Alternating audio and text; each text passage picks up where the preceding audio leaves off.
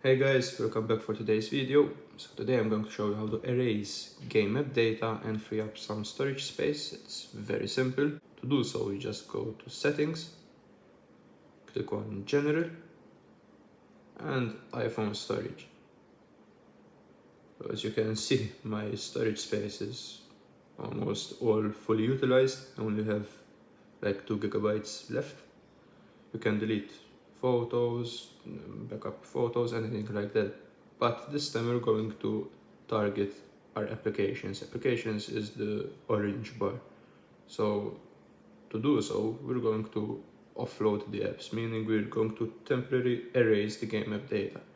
So you just scroll downwards and the iPhone storage gives you the availability to sort by size, for example, by name or last used date.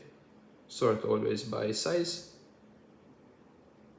Then you're going to go on an app. For example, TikTok is using up 1.6 gigabytes. Press on it and you're going to offload the app. Offload app. Just wait a little bit till it starts loading. And now it's offloaded. When it's offloaded, so you can see it's not here anymore because it's now only 710 megabytes. All you need to do is just click on it and it will re-download your saved data. By saved data, it means your reposts and saved videos. These take up storage space. When you offload the app, the storage that it takes is temporarily not there. So now it's downloaded. If I press it, I can just enter the app immediately. And if I go back to the iPhone storage,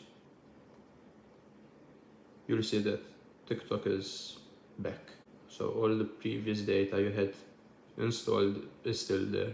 That's it for today. Thanks for watching. And if you want to learn how to hide any apps, click on the link below. Thank you. See you later.